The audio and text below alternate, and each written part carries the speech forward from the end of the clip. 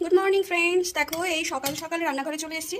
রান্নাঘরে এসে যে মেয়ের জন্য বানিয়ে নিচ্ছি একটু ওটসের রুটি। তো ওটসের রুটিটা বানাচ্ছি, এটার মধ্যে একটু দিয়েছি হচ্ছে বাদাম গুঁড়ো, একটু গাজর কুচি, একটু সামান্য লবণ পরিমাণ মতো।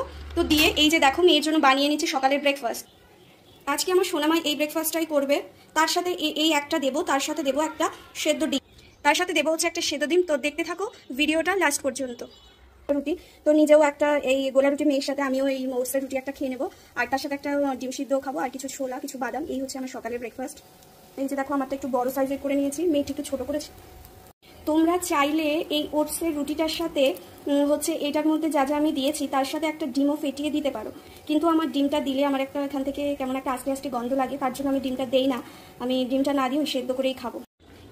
ভাবছি ফ্রিজটা খুলে আজকে কি রান্না করি। আজকে তো সানডে, তো ভাবলাম আজকে হচ্ছে একটু অল্প চিকেন আছে, তো চিকেনটাই রান্না করে নেবো। এই যে চিকেনটা বের করে নিলাম, তো আজকে চিকেনটাই রান্না করবো ভাবলাম। তো দেখতে থাকো ভিডিওটা। তো এই যে বসে গেছি খেতে। আমার সকাল সকাল স্নান টান কমপ্লিট করে ব্রেকফাস্টটা বানিয়ে নিয়েছিলাম। তো আজকে যেহেতু সানডে, তো সানডের ব্রেকফাস্ট এই যে এইটা দিয়েই শুরু করলাম। তো এই যে দেখো এই রুটিটা, ওটসের রুটিটা ওই নামাতে গিয়ে আর কি ছিঁড়ে গেছিলো।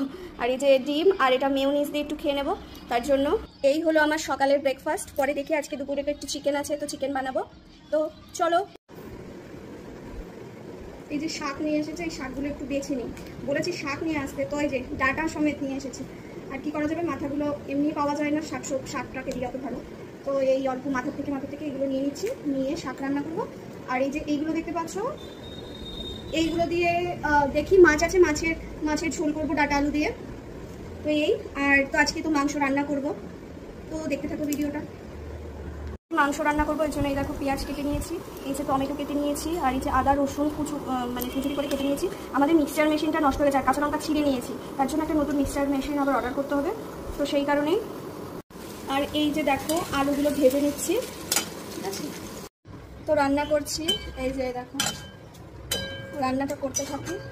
এখন হচ্ছে মশলা কষানো হচ্ছে, এই যে দেখো মশলা কষানো চলেছে, তো মশলাটা কষতে থাকো। আমি এদিকে রান্না হচ্ছে, এদিকে রান্না করতে করতেই থালা বাসনগুলো ধুয়ে নিচ্ছি, তাহলে অনেক থালা বাসন জ্বলে যায় না, তাড়াতাড়ি হয়ে যায়, রান্নাটাও হয়ে যায়, এদিকে থালা বাসনগুলোও হয়ে যায়। সবাই প্রত্যেকেই তো রান্নাঘরে থেকে এই গরমে প্রচণ্ড ঘেমে যাও, তো আমি বলবো সেই কারণেই রান্নাঘরে প্রচণ্ড ঘেমে যাও। অনেকটা আমাদের শরীর থেকে অনেকটা জল যেটা হচ্ছে আমাদের শরীর থেকে বেরিয়ে যায়, তো সেই কারণে হচ্ছে প্রচণ্ড ঘামও হয়, সে কারণে রান্নাঘরে সবসময় জল রাখবে খাওয়ার জন্য।